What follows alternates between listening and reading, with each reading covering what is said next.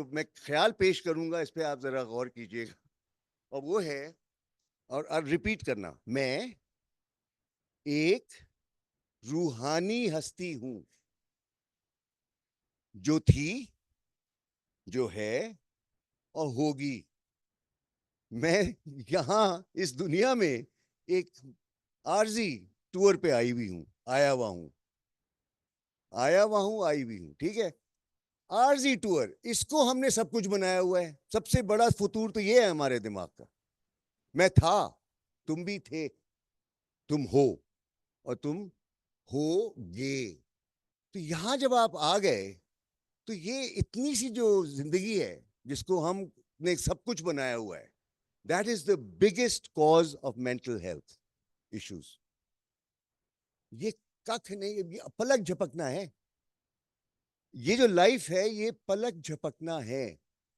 میں ایک روحانی ہستی اگر ہوں تو اس دنیا میں جینے کے لیے, اس دنیا میں جینے کے لیے دو چیزیں مجھے ملی ہیں.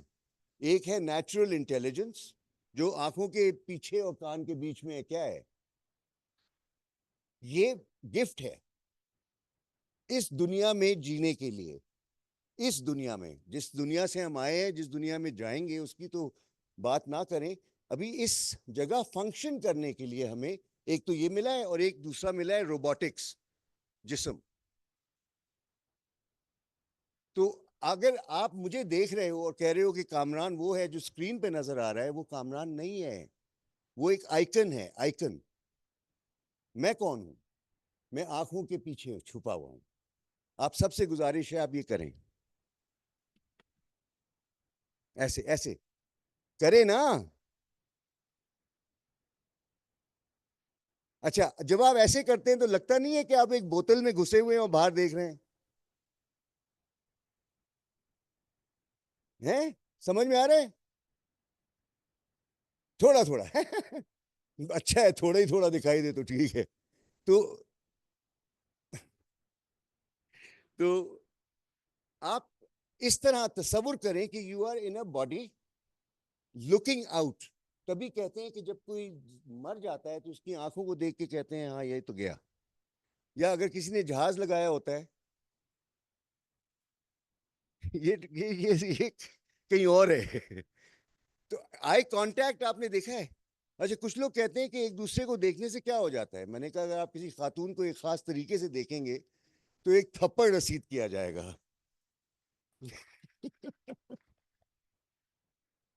یا کسی حضرت کو ایک خاص طریقے سے دیکھے تو آپ کو تھپڑ رسید. یعنی کہ احترام بھی آنکھوں میں, شرم بھی آنکھوں میں. لیکن جو چیز ہے, جو جسم ہے, وہ ایک ویسل, ویسل سمجھتے ہو نا, بوتل. اس میں آپ آئے ہوئے ہیں تاکہ آپ اس ڈومین کو سمجھ سکیں, اس ڈائمینشن کو جسے ہم لائف کہتے ہیں. تو آپ کیا ہیں جی؟ روحانی ہستی. بولو میں روحانی ہستی. اچھا, اب جب آپ نے یہ کہہ دیا, اب دماغ آپ کے قابو میں آ سکتا ہے, کیونکہ دماغ آپ کے تابع تھا جب آپ آئے تھے اس دنیا میں. میں کون ہوں؟ ایک روحانی ہستی. اب دماغ کہتا ہے, اپنے رمضان کے مہینے میں کتنے لوگ ہیں جو روزہ رکھتے ہیں؟ ٹھیک ہے, اب آپ جب روزہ رکھیں گے بہت مزہ آئے گا. پیاس لگ رہی ہے, نہیں پینا. جسم کیا کہہ رہا ہے؟ پیاس لگی ہے. غصہ آ رہا ہے, نہیں کرنا.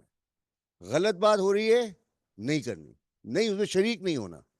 تو یہ کیا ہے؟ یہ آپ ہر سال ایک مہینے کی پریکٹس کر رہے ہوتے ہیں اس چیز کو واضح کرنے کے لیے کہ میں دماغ کا آقا ہوں. دماغ کچھ بھی کہے گا میں وہی کہوں گا, دماغ کو وہ کرنا ہے. تو you are commanding the brain. نہیں کھانا, نہیں پینا, غلط نہیں سوچنا. اچھا, اب آپ دیکھیں کمانڈ دماغ کو کیسے کرتے ہیں. اب سوال یہ آتا ہے نا, میں اگر اپنے دماغ کو گائیڈ کرنا چاہتی ہوں یا کرنا چاہتا ہوں تو کیسے کریں گے؟